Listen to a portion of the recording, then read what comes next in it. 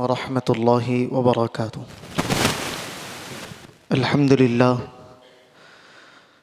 لله وكفى وسلام على عباده الذين اصطفى وعلى آله أولي الكرم والصدق والصفا وأصحابه النجوم والهدى. أما بعد، فقد قال سبحانه وتعالى إجلالا وإكراما لشأن عظمة حبيبه المصطفى: إن الله وملائكته يصلون على النبي يا أيها الذين آمنوا صلوا عليه وسلموا تسليما. اللهم صل على سيدنا محمد وعلى آله وصحبه أفضل صلواتك وعدد معلوماتك وبارك وسلم.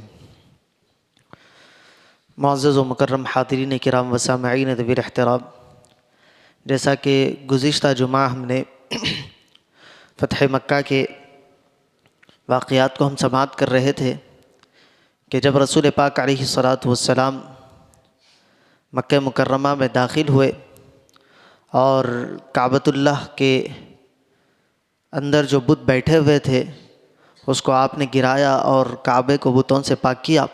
اس کے بعد رسول پاک علیہ الصلاۃ والسلام اندر نماز ادا کرنے کے بعد باہر نکلے اور ایک آپ نے خطاب فرمایا جس میں فرمایا کہ خدا کے سوا کوئی معبود نہیں اور اس کا کوئی شریک نہیں، اور اس نے اپنا وعدہ سچ کر دکھایا. اس نے اپنے بندے کی مدد کی اور کفار کے تمام لشکروں کو تنہا شکست دی. تمام فخر کی باتیں، تمام پرانے خونوں کا بدلہ، تمام پرانے خون بہا اور جاہلیت کی رسمیں سب میرے پیروں کے نیچے ہے. صرف کعبے کی تولیت اور حجاج کو پانی پلانا، یہ دو اعزاز اس سے مستثنیٰ ہے.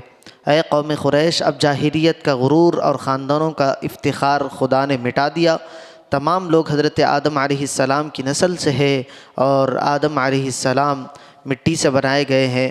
پھر اس کے بعد رسول پاک علیہ الصلاۃ والسلام کا کفار مکہ سے خطاب ہوا کہ آج تمہارے ساتھ کیا کیا جائے گا. سامنے وہ ہے جو گزشتہ 20-21 سال سے مسلمانوں کو ستائے ہیں، رسول پاک علیہ الصلاۃ والسلام کو ستائے ہیں اور صحابہ کرام پر ظلم و ستم انہوں نے کیا ہے. اس کے باوجود جب انہوں نے رسول پاک علیہ الصلاۃ والسلام کی طرف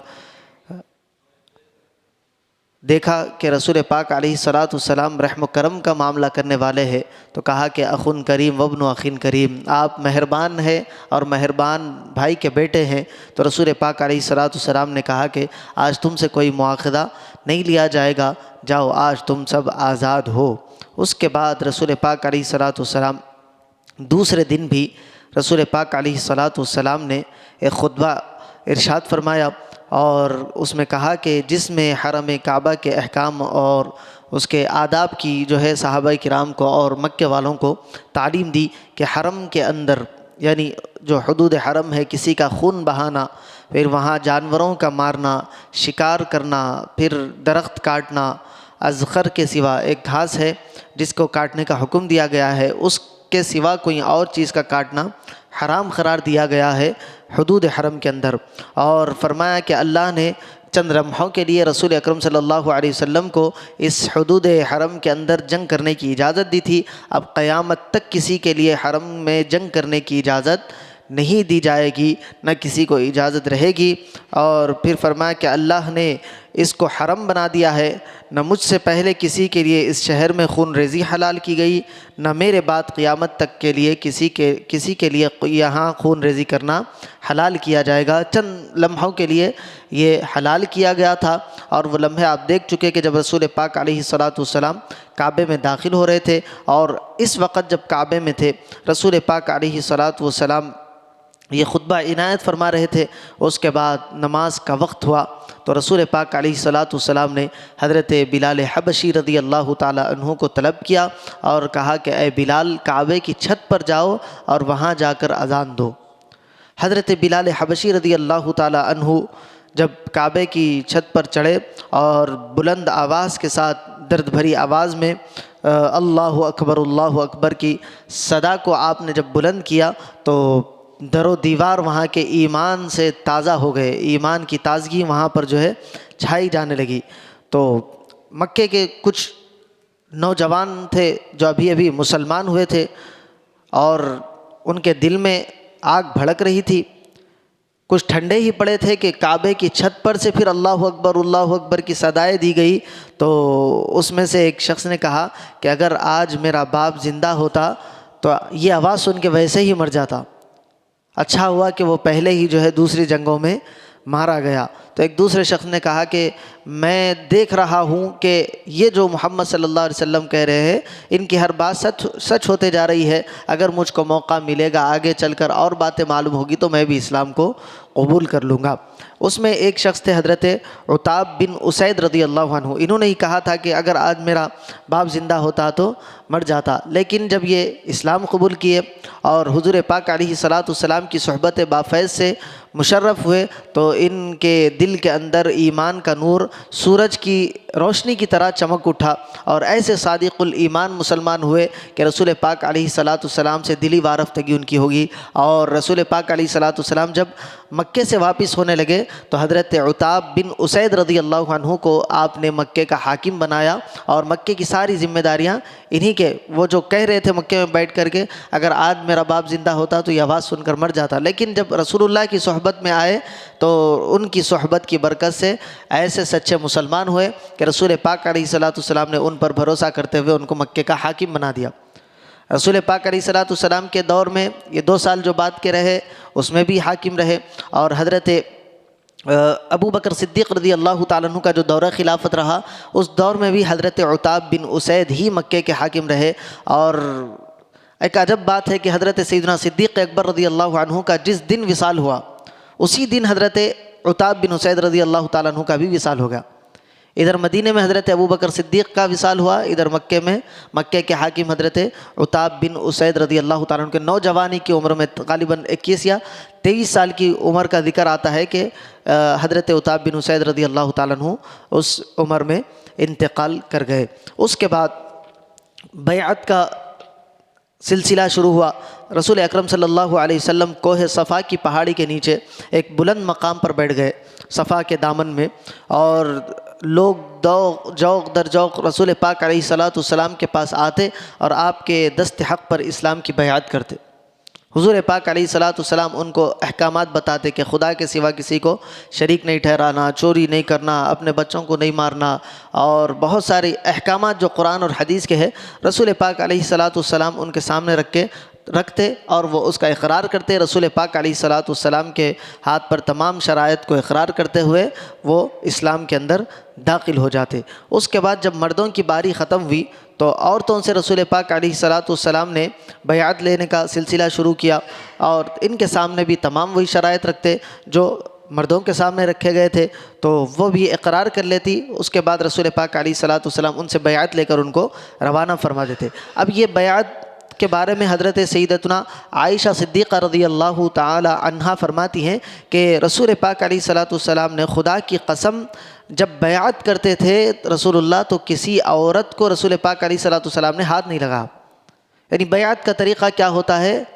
ہاتھ میں ہاتھ دے کر وعدہ کیا جاتا ہے۔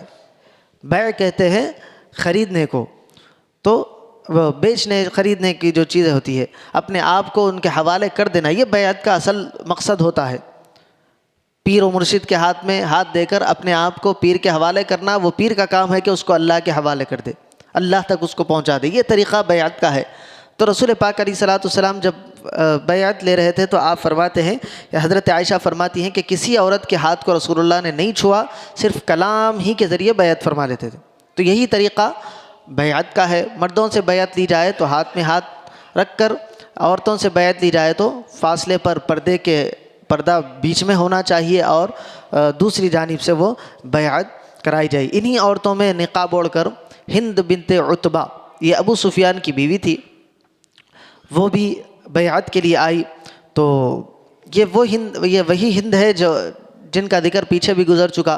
حضرت جنگ احد کے موقع پر حضرت سیدنا امیر حمزہ رضی اللہ تعالی عنہ کا جب آپ کو شہید کیا گیا تو آپ کے جسم اقدس کو کاٹ کر آپ کے جسم کے اندر سے آپ کے دل کو، کلیجے کو، جگر کو نکال کر ساری چیزوں کو ایک دھاگے میں پرو کر یہی ہند نے جو ہے گلے کا ہار بنایا تھا اور اس کو کچا چبانے کی کوشش کی تھی۔ اتنا دردناک منظر حضرت سیدنا امیر حمزہ رضی اللہ تعالی عنہ کے ساتھ کیا گیا تھا اب یہی جو ہے ہند بنت عتبہ رسول پاک علیہ الصلاۃ والسلام کے سامنے آئی تو رسول پاک علیہ الصلاۃ والسلام نے نہایت دلیری کے ساتھ اس کے ساتھ مکالمہ کیا۔ رسول پاک علیہ الصلاۃ والسلام نے وہی شرائط جو سب کے سامنے آپ کہہ رہے تھے، ہند بنت عتبہ کو بھی کہا کہ تم خدا کے سوا کسی کو شریک مت کرنا، تو اس نے کہا کہ یہ اقرار تو آپ نے مردوں سے نہیں لیا تھا، لیکن بہرحال ہم کو منظور ہے، ہم خدا کے سوا کسی کو شریک نہیں کریں گے۔ حضور نے فرمایا کہ چوری مت کرنا۔ اس نے کہا کہ میں اپنے شوہر کے مال میں سے کچھ لے لیا کرتی تھی، معلوم نہیں کہ یہ چوری ہے، جائز ہے نہیں ہے، مجھے معلوم نہیں ہے۔ تیسری بات رسول پاک علیہ الصلاۃ والسلام نے کہی کہ اپنی اولاد کو قتل نہیں کرنا۔ تو ہند بنت عتبہ نے کہا کہ ہم نے تو اپنے بچوں کو نہیں مارا، ہم تو اپنے بچوں کو پال کر پوس کر بڑا کرتے تھے، وہ آپ کے مد مقابل میں میدان میں آتے تھے، ہمارے بچوں کو تو آپ نے مارا ہے، بدر میں مارا، احد میں مارا، ہم نے تو پال پوس کر بڑا کیا۔ تو رسول پاک علیہ الصلاۃ والسلام مسکرائے اسی گفتگو پر کہ رسول اللہ فرما رہے کہ اپنے بچوں کو اپنے ہاتھ سے قتل مت کرنا۔ اللہ نے بھی قرآن میں فرمایا کہ تم رزق کی تنگی کی وجہ سے پریشانیوں میں مبتلا ہو کر اپنی اولادوں کو قتل نہ کرو۔ تو رسول پاک علیہ الصلاۃ والسلام قرآن کا حکم سنا رہے تھے، تو اس بات پر رسول پاک علیہ الصلاۃ والسلام کے ساتھ ان کا مکالمہ ہوا۔ بہرحال یہ ہند بنت عتبہ اور حضرت ابو سفیان، یہ ہے حضرت امیر معاویہ رضی اللہ عنہ کے والد اور والدہ۔ حضرت امیر معاویہ کون ہے؟ یہ ہے یزید کے والد۔ یزید حضرت امام حسین کے مد مقابل آیا، تمام نے اس پر لعنت کی، جہنم کا مستحق قرار دیا، کچھ نے خاموشی اختیار کی، لیکن حضرت امیر معاویہ اور ان کے والدین حضرت ہند بنت عتبہ اور حضرت ابو سفیان رضی اللہ عنہ اجمعین، یہ تینوں کے بارے میں اسلام کے بڑے بڑے اجلہ اکابرین کا یہی قول ہے کہ یہ تمام کے تمام مسلمان تھے، اسلام پر تھے، اور ان کا وصال بھی اسلام پر ہی ہوا۔ تو یہ رضی اللہ تعالی عنہم کی فہرست میں، یعنی صحابہ کرام کی فہرست میں شامل ہے۔ انہوں نے پہلے کیا کیا، بعد میں کیا معاملات ہوئے، یہ اللہ کے حوالے ہے۔ ہمارا کام نہیں ہے کہ ہم ان پر تبصرہ کریں، وہ اللہ جانتا ہے، وہ اللہ کے پاس وہ جواب دہ ہے۔ لیکن ان کا وصال اسلام پر ہوا، حضور کا زمانہ پائے، صحبت پائے، تو اس کے متعلق ہم یہ گفتگو نہیں کر سکتے کہ انہوں نے وہ کام کیا، وہ کام کیا۔ وہ ساری چیزیں اللہ تبارک و تعالیٰ کے پاس وہ عند اللہ جواب دینے والے ہیں۔ ہمارا کام یہی ہے کہ ہم ان کو صحابی رسول مانیں، اور ان لوگوں کے متعلق جنہوں نے اسلام سے پہلے، لانے سے پہلے یا اسلام کے بعد اگر ان سے کوئی معاملہ ہوا، جیسے حاتب ابن بلتعہ رضی اللہ عنہ کا واقعہ پچھلے گزرا کہ حضور کا راز افشا کر دیا تھا۔ جنگ کے لیے صحابہ کرام نکل رہے تھے فتح مکہ کے لیے، تو انہوں نے خط لکھ دیا تھا۔ حضور نے فرمایا کہ یہ بدری صحابی، ان سے کوئی مواخذہ نہیں لیا جائے گا، یہ حضور کا اللہ کا معاملہ ہے، وہ جس کے ساتھ مواخذہ کرے مواخذہ کریں گے، جس کو معاف کرے معاف کر دے۔ ہم ان کے متعلق چہمہ گوئیاں، ان کے متعلق زبان درازی، یہ ہمارے لیے ہلاکت کا باعث ہو سکتی ہے۔ وہ تو جنت میں جانے والے ہیں، رضی اللہ عنہم کی فہرست میں ہے، اگر ہم ان کے متعلق بولے، اگر ذرا برابر بھی بے ادبی اور ان کی گستاخی ہو جائے تو شاید ہم جہنم میں ہمارا ٹھکانہ بن جائے۔ تو اس سے جو ہے احتیاط کرنے کی ضرورت ہے۔ لہذا ان تینوں کے بارے میں متفقہ فیصلہ ہے کہ یہ تینوں اسلام پر تھے۔ اب ان کے خلاف گالی گلوچ کرنا یا ان کی عزت کو تار تار کرنا، یہ روافظ کا طریقہ ہے، یہ شیعوں کا رواج ہے۔ ہم شیعوں کے جیسے ماننے والے نہیں، ہم اہل سنت ہے۔ اہل سنت کا شعار ادب ہی ہے، چاہے صحابہ ہو یا اہل بیت ہو، سب کے ساتھ ادب کا معاملہ، سب کی تعظیم، سب کے ساتھ محبت اور ان کی پیروی اتباع ہمارے لیے لازم اور ضروری ہے۔ اس کے بعد رسول پاک علیہ الصلاۃ والسلام نے مکے کے تو چند جو مکے کے اندر جو کعبۃ اللہ کے اندر بت بیٹھے ہوئے تھے، اس کو تو نکال ڈالا تھا۔ اس کے علاوہ اطراف و اکناف میں جو بستی وغیرہ تھی، وہاں پر بھی جو ہے بڑے بڑے بت انہوں نے لگائے ہوئے تھے۔ جیسے بڑے بتوں کا نام آتا ہے کہ لات اور عزا اور حبل اور دیگر نام آتے ہیں، یہ بھی جو ہے وہ انہوں نے لگائے ہوئے تھے، گاڑے ہوئے تھے۔ ایک مرتبہ ابو سفیان، یہی حضرت امیر معاویہ رضی اللہ عنہ کے والد، ان کے ساتھ رسول پاک علیہ الصلاۃ والسلام کا مکالمہ ہوا، تو رسول پاک علیہ الصلاۃ والسلام نے ان کو حکم دیا تھا جاؤ اپنے بتوں کو توڑو۔ تو ابو سفیان خود جا کر عزا کے بت جو تھا، عزا کا بت، اس کو حضرت سیدنا ابو سفیان رضی اللہ تعالیٰ عنہ نے اپنے ہاتھوں سے توڑا تھا۔ تو تو یہ بھی جو ہے ان کے متعلق آتا ہے، تو ہم ان کے متعلق جو ہے ایسی گفتگو کرنا ہمارے لیے شیوا نہیں دیتا۔ اب اس کے بعد رسول پاک علیہ الصلاۃ والسلام کے متعلق یہ دیکھا انصار نے، جو مدینہ کے صحابہ تھے، کہ رسول پاک علیہ الصلاۃ والسلام مکے میں آئے ہیں اور رشتہ داروں سے مل رہے ہیں، انتہائی رسول پاک علیہ الصلاۃ والسلام خوشی کے عالم میں، مسرت میں ہے، کیونکہ مکہ فتح ہو گیا اور کئی ہزار لوگ جو ہے اسلام کے اندر داخل ہو گئے۔ انصار کو یہ کھٹکنے لگا کہ شاید رسول پاک علیہ الصلاۃ والسلام یہیں مکے میں رہ جائیں گے۔ ایک دوسرے سے بات کرنے لگے، انتہائی خوشی کا عالم ہے، صحابہ کرام جوش اور جذبے میں ہے، خوشی میں ہے، فرحت و مسرت ان کے چہروں پر ہے، لیکن انصار کے چہرے تھوڑا مرجھائے ہوئے ہیں، ٹینشن میں نظر آ رہے ہیں، اور ایک دوسرے کے اندر یہ باتیں بھی چل رہی ہے کہ وہی کیا ہوگا، رسول پاک علیہ الصلاۃ والسلام ہمارے ساتھ چلیں گے یا نہیں چلیں گے، چلیں گے یا نہیں چلیں گے، ایک دوسرے کے ساتھ گفتگو چل رہی ہے۔ چلتے چلتے یہ بات رسول پاک علیہ الصلاۃ والسلام کے پاس تک پہنچی، تو رسول پاک علیہ الصلاۃ والسلام نے انصار کو طلب کیا اور پوچھا کہ معاملہ کیا ہے؟ میں دیکھ رہا ہوں کہ سارے صحابہ خوش ہیں اور آپ حضرات کچھ ٹینشن میں، ایسا لگتا ہے کہ ٹینشن میں ہے۔ تو انہوں نے کہا کہ یا رسول اللہ، کہنا تو نہیں چاہیے لیکن ہم کو خدشہ ہے کہ آپ ہمارے ساتھ دوبارہ مدینے چلیں گے یا نہیں چلیں گے، ہمیں اس بات کا خدشہ ہے۔ تو رسول پاک علیہ الصلاۃ والسلام نے فرمایا کہ میرا جینا اور میرا مرنا، میری حیات والی زندگی، حیات کے بعد والی زندگی، اے انصار تمہارے ساتھ ہے۔ اور آگے ایک واقعہ جنگ طائف کے وقت میں آئے گا، رسول پاک علیہ الصلاۃ والسلام نے ان لوگوں کے دل جوئی کرنے کے لیے کہا تھا کہ اے انصار، ساری دنیا ایک وادی کی طرف چلے، ساری دنیا کے لوگ ایک وادی کی طرف، اور انصار دوسری وادی کی طرف چلے تو میں انصار کے پیچھے پیچھے دوسری وادی کی طرف چلوں گا۔ مجھے انصار تم سے ایسی محبت ہے، میں نے یہ مکے کو چھوڑ دیا تھا، ہجرت کر لی اللہ کے لیے، اب وہ میرا مسکن ہو گیا، میں تمہارے پاس آیا، اب میں تمہارے پاس ہی رہوں گا۔ یہ جب رسول پاک علیہ الصلاۃ والسلام نے ان کو حوصلہ اور ہمت دی تو بڑے خوش ہوئے اور اطمینان کے ساتھ جو ہے وہ رہنے لگے، اور رسول پاک علیہ الصلاۃ والسلام کی بارگاہ میں انہوں نے عرض کیا کہ یا رسول اللہ، ہم لوگوں نے جو کچھ دل میں خیال کیا یا زبان سے کہا، اس کا سبب یہ نہیں تھا کہ ہم آپ کو تکلیف پہنچانا چاہتے تھے، بس یہ تھا کہ ہمارے دل میں آپ کا عشق ہے، آپ سے محبت ہے، وہ جو عشق کی کیفیت تھی، آپ کی جو جدائی کو وہ برداشت نہیں کر سک رہی تھی۔ ہم یہ برداشت سے باہر ہے کہ آپ مدینے کو چھوڑ کر، ہمارے محلے کو چھوڑ کر کسی اور جگہ جائے، بس اسی لیے ہم جو ہے ناقابل برداشت ہو کر اس طرح کی گفتگو کر رہے تھے کہ شاید رسول اللہ ہمارے ساتھ چلیں گے یا نہیں چلیں گے، یہ باتیں ہمارے درمیان ہو رہی تھی اور ہم اسی غم اور کرب میں مبتلا تھے۔ اب حضور نے کہہ دیا ہے، ہمارے لیے راحت کا یہ سامان ہو گیا ہے۔ اس کے بعد رسول پاک علیہ الصلاۃ والسلام نے جب ساروں کے لیے معافی کا اعلان ہو گیا، کچھ لوگوں کے لیے رسول پاک علیہ الصلاۃ والسلام نے کہا کہ ان کو پکڑو، اگر جہاں وہ پائے جائے ان کو قتل کر دینا۔ اگر یہ اشخاص کعبۃ اللہ کے اندر، مکے کے اندر بھی آئے اور کعبے کے غلاف کے اندر بھی چھپ جائے تو بھی ان کو نہیں چھوڑنا۔ وہ کون تھے؟ یہ شاتم رسول تھے، گستاخان رسول تھے، رسول پاک علیہ الصلاۃ والسلام کی ہجو کیا کرتے تھے، رسول پاک علیہ الصلاۃ والسلام کے بارے میں نازیبہ الفاظ اور اشعار لکھا کرتے تھے۔ ان کے بارے میں رسول پاک علیہ الصلاۃ والسلام نے کہا کہ ان کو پکڑو، جہاں پائے جائے قتل کر دو۔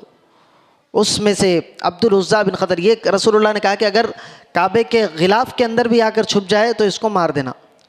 ان 4-5 لوگوں کا رسول پاک، بعض میں 6-7 کا بھی ذکر آتا ہے۔ تو عبد العزیٰ بن خطل ایک شخص تھا، یہ کون تھا؟ پہلے مسلمان ہوا تھا، مدینے میں آیا تھا، اس کے بعد رسول پاک علیہ الصلاۃ والسلام نے اس کو ایک مقام پر جو ہے زکوٰۃ وصول کرنے کے لیے بھیجا۔ تو یہ راستے میں جا رہا تھا، ایک اور صحابی رسول ان کے ساتھ تھے، دونوں میں کچھ آپس میں تکرار ہوئی تو اس نے جو ہے دوسرے صحابی رسول کو مار دیا، شہید کر دیا۔ اب ڈر ہے کہ مدینے جاؤں گا تو خون بہا ادا کرنا پڑے گا، سزا ملے گی، لہذا وہ کیا کیا، وہ زکوٰۃ کا مال وغیرہ سارا لے کر جو ہے مکے کو بھاگ گیا، اسلام سے مرتد ہو گیا، اسلام کو چھوڑ دیا۔ اب مکے میں آ کے رہنے لگا۔ جب مکہ فتح ہوا تو اب سمجھ گیا کہ شامت آ گئی ہے، اب میں جو ہے نہ ادھر جا سکتا ہوں نہ ادھر جا سکتا ہوں، لہذا اپنے آپ کو بچانے کے لیے اس نے جو ہے کعبے کے غلاف کے اندر پناہ لے لی، آ کے وہاں چھپ گیا۔ لیکن حضرت سعید بن حریث مخزومی اور حضرت عمار بن یاسر رضی اللہ عنہ نے جب اس کو دیکھا کہ کعبے کے پردے کے پیچھے چھپا ہے، فوری گئے، اور ایک اور نام آتا ہے ابو برزہ اسلمی رضی اللہ عنہ کا، یہ 3 صحابہ کرام گئے اور اس کو وہیں پر قتل کر دیا۔ ایک اور نام آتا ہے حویرث بن نقید کا، یہ شاعر تھا اور حضور پاک علیہ الصلوۃ والسلام کے بارے میں نازیبا اشعار لکھا کرتا تھا۔ حضرت علی رضی اللہ تعالیٰ عنہ کو ملا، حضرت علی رضی اللہ عنہ نے اس کو قتل کر دیا۔ مقیس بن صبابہ کا ایک نام آتا ہے، اس کو نمیلہ بن عبداللہ رضی اللہ عنہ نے قتل کیا۔ حارث بن طلاطلہ ایک ایسا ہی نام آتا ہے، یہ بھی بڑا رسول پاک علیہ الصلوۃ والسلام کو ایذائے پہنچاتا تھا۔ حضرت علی رضی اللہ تعالیٰ عنہ کو پکڑا گیا، حضرت علی رضی اللہ عنہ نے اس کو پکڑ کر قتل کیا۔ ایک عورت تھی قریبہ نامی یا قریبہ نامی، یہی ابن اختل جو عبدالعزیٰ بن اختل تھا اس کی لونڈی تھی، باندھی تھی، یہ بھی رسول پاک علیہ الصلوۃ والسلام کی شان میں جو ہے نادبہ الفاظ لکھا کرتی تھی، اشعار لکھا کرتی تھی، اس کو بھی جو ہے قتل کیا گیا۔ ان کے علاوہ اکرمہ بن ابو جہل کے بیٹے کے بارے میں، اور امیہ ابن خلف کا ایک بیٹا تھا صفوان ابن امیہ، اور ایک 2-4 لوگ تھے، ان کے بارے میں بھی رسول پاک علیہ الصلوۃ والسلام نے پکڑے جاتے ہی قتل کر دینے کا حکم دیا تھا۔ جیسے ہی لوگوں کو معلوم ہوا، اکرمہ ابن ابو جہل جو ہے خالد ابن ولید رضی اللہ عنہ، جو پہلا لشکر فتح مکہ کے وقت آ رہا تھا، جن کے درمیان اوپری حصے میں سے جب حضرت خالد کا لشکر آ رہا تھا تو میں نے کہا تھا کہ جنگ ہوئی تھی اور 12 کفار مارے گئے تھے، 2 صحابہ کرام شہید ہوئے تھے، یہ اکرمہ ابن ابو جہل اس کو لیڈ کر رہا تھا۔ جیسے اس نے دیکھا کہ مسلمان جو ہے بڑے غصے میں ہے اور جو سامنے آ رہا ہے اس کو مارتے چلے جا رہے ہیں، اکرمہ ابن ابو جہل نے فرار کا راستہ اختیار کیا اور وہ یمن کی طرف بھاگ گیا۔ لیکن کرنا ایسا ہوا کہ اس کی بیوی ام حکیم ایمان قبول کے لیے، اس کے بعد رسول پاک علیہ الصلوۃ والسلام کی بارگاہ میں آئے اور آ کر سفارش کی کہ یا رسول اللہ صلی اللہ علیہ وسلم آپ اکرمہ ابن ابو جہل کو معاف کریں، اگر آپ معاف کریں گے تو میں اس کو لے کر آؤں گی اور شاید اللہ تعالیٰ اس کو ہدایت دے دے۔ حضور پاک علیہ الصلوۃ والسلام نے کہا کہ ٹھیک ہے، ہم اس کو معافی کا پروانہ سناتے ہیں۔ تو اکرمہ ابن ابو جہل کے پاس ان کی بیوی آئی اور آ کر رسول پاک علیہ الصلوۃ والسلام کا پیغام دیا کہ رسول اللہ نے معاف کر دیا ہے۔ تو اکرمہ انتہائی تعجب کے ساتھ رہ گیا، وہ ابو جہل کے بیٹے، پھر اس کے بعد کی جنگوں میں جب باپ مر گیا، دوسری جنگوں میں آئے اور فتح مکہ کے وقت بھی جب کہیں اور لڑائی نہیں ہوئی، اکرمہ ابن ابو جہل لیڈ کر کے خالد ابن ولید کے سامنے آئے تھے، لیکن رسول پاک علیہ الصلوۃ والسلام نے اتنی جسارت کے بعد بھی حضور صلی اللہ علیہ وسلم نے اس کو معاف کیا۔ تو رسول پاک علیہ الصلوۃ والسلام کے پاس آئے اور آ کر آپ کے دست حق پر اسلام کو قبول کیا، اور رسول پاک علیہ الصلوۃ والسلام نے خوشی کا بھی اظہار کیا اکرمہ ابن ابو جہل کے اسلام پر۔ دوسرے حضرت صفوان بن امیہ، یہ امیہ ابن خلف کا ہم ذکر پیچھے سن چکے کہ امیہ ابن خلف جو ہے حضرت بلال کا آقا تھا، بڑا حضرت بلال کو پریشان کیا، دیگر مسلمانوں کو پریشان کرنے میں امیہ ابن خلف کا ہاتھ تھا، بدر کی جنگ میں ہی مارا گیا تھا۔ اس کے بعد ہوا یہ کہ فتح مکہ کے دن جب ان کو صفوان بن امیہ رضی اللہ عنہ کو معلوم ہوا تو یہ جدہ کی طرف بھاگ کر چلے گئے۔ تو ان کے ایک دوست تھے حضرت عمیر بن وہب رضی اللہ عنہ، یہ صحابی اسلام قبول کر چکے تھے، رسول اللہ کی بارگاہ میں آئے اور آ کر عرض کرنے لگے کہ یا رسول اللہ صلی اللہ علیہ وسلم، آپ صفوان بن امیہ کو جو ہے امان دے دیجئے تاکہ میں اس کو لے کر آؤں، اس کے لیے بھی ہدایت کا شاید سبب بن جائے۔ تو رسول پاک علیہ الصلوۃ والسلام نے ان کی سفارش پر، عمیر بن وہب رضی اللہ عنہ کی سفارش پر اس کو بھی معافی کا پروانہ عطا کیا۔ لیکن صفوان بن امیہ ڈرا ہوا تھا، تو عمیر بن وہب رضی اللہ عنہ نے چاہا کہ یا رسول اللہ آپ کوئی چیز آپ کی عطا کرے تاکہ میں اس کو بتاؤں اور بتا کر کہوں کہ رسول اللہ نے تجھ کو پروانہ عطا کیا، کیونکہ صفوان بن امیہ کو معلوم تھا کہ مکے کے کیا حالات ہیں، مکے پر پورا کنٹرول مسلمانوں کا ہو گیا ہے، واپس آؤں گا تو مارا جاؤں گا، اور اعلان بھی ہو گیا تھا کہ ان کو جہاں پاؤ قتل کر دو۔ تو عمیر ابن وہب رضی اللہ عنہ کو رسول پاک علیہ الصلوۃ والسلام نے اپنا امامہ عنایت فرمایا، امان کے طور پر جاؤ اس کو بتاؤ۔ تو عمیر بن وہب صفوان بن امیہ کے پاس لے کر آئے اور یہ پروانہ سنایا کہ رسول اللہ نے تجھ کو معافی کا اور امن کا پروانہ دے دیا ہے۔ اس نے پوچھا کیا گارنٹی ہے، کوئی ثبوت ہے؟ تو حضرت عمیر ابن وہب نے بتایا کہ رسول اللہ نے یہ امامہ بطور ثبوت کے لیے پیش کیا ہے، وہ بھیجا ہے۔ تو صفوان ابن امیہ نے دیکھ کر واپس وہ مکے کو آیا۔ بعض روایتوں میں آتا ہے کہ آنے کے بعد اسلام قبول کیا، بعض روایتوں میں آتا ہے کہ 1 سال کے بعد جو ہے صفوان بن امیہ نے اسلام قبول کیا۔ ایک اور نام کعب ابن زہیر رضی اللہ عنہ کا آتا ہے، یہ اپنے بھائی کے ساتھ مدینہ منورہ میں آ کر ان کے خلاف بھی جو ہے آرڈر جاری ہو گیا تھا. پہلے لکھا کرتے تھے رسول پاک علیہ الصلاۃ والسلام کے مخالف میں. اب جب اسلام قبول کیے تو انتہائی مشہور ایک قصیدہ ہے بانت سعاد کہہ کر عربی میں، اور وہ عربی زبان کا ہے، پڑھایا جاتا ہے، بڑا فصیح اور بلیغ ہے، اس کے اندر بہت ساری چیزیں ہیں. حضور پاک علیہ الصلاۃ والسلام کے مدح میں انہوں نے لکھا اور رسول اللہ کو سنایا. تو رسول پاک علیہ الصلاۃ والسلام نے بطور اپنی چادر خوش ہو کر ان کو حضرت کعب بن زہیر رضی اللہ تعالیٰ عنہ کو عطا کی، اور بڑی محبت کے ساتھ انہوں نے اس کو اپنے سینے سے لگا کر رکھا. حضرت امیر معاویہ رضی اللہ عنہ کے دور میں حضرت کعب بن زہیر رضی اللہ عنہ کو حضرت امیر معاویہ نے آفر کیا کہ میں آپ کو 10,000 درہم دیتا ہوں، وہ چادر مجھ کو آپ رسول اللہ کی عنایت فرمائیں. تو انہوں نے کہا کہ آپ 10,000 دے یا کوئی چیز لا کر دے دیں، میں یہ رسول اللہ کی چادر جو ہے آپ کو نہیں دوں گا. یہ رسول اللہ نے مجھ کو عنایت کی تھی، یہ میرے لیے رسول پاک علیہ الصلاۃ والسلام کا تحفہ ہے، اور میں بہت اطمینان میں ہوں اس چادر کو لے کر.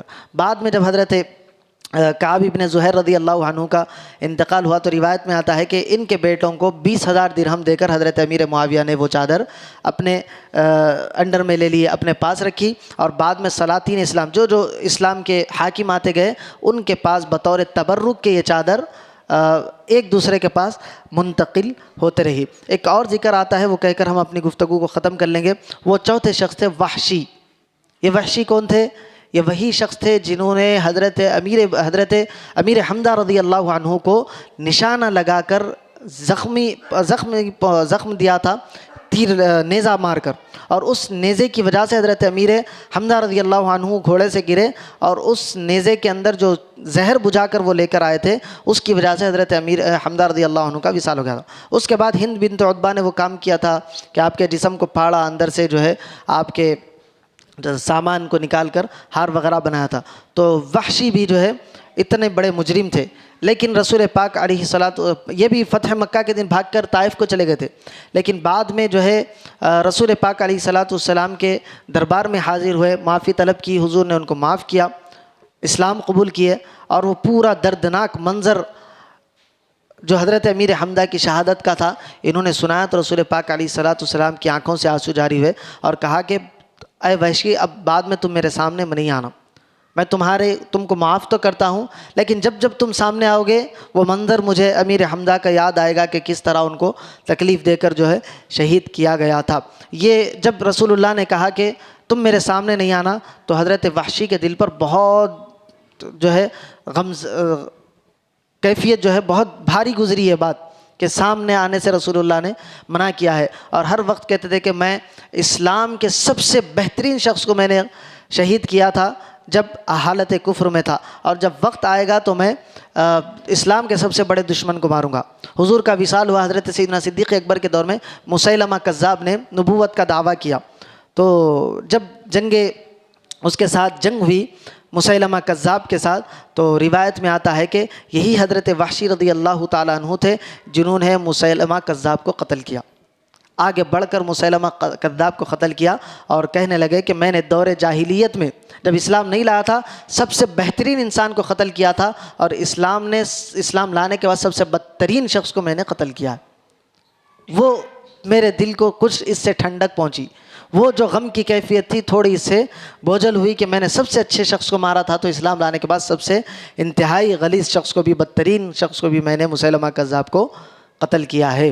حضور پاک علیہ الصلاۃ والسلام کے پاس جب یہ آ کر معروضہ کرنے لگے کہ یا رسول اللہ میں نے اتنا بڑا جرم کیا تھا، حضرت امیر حمزہ کو مارا تھا، دیگر صحابہ کرام پر تکلیفیں پہنچائی تھی، کیا خدا مجھ کو معاف کرے گا؟ تو یہ آیت نازل ہوئی، قل یا عبادی الذین اسرفوا علی انفسہم لا تقنطوا من رحمت اللہ. اے حبیب صلی اللہ علیہ وسلم آپ فرما دیجئے کہ اے میرے بندو جنہوں نے اپنی جانوں پر حد سے زیادہ ظلم کر لیا، گناہ کر لیا ہے، اللہ کی رحمت سے نا امید نہیں ہونا.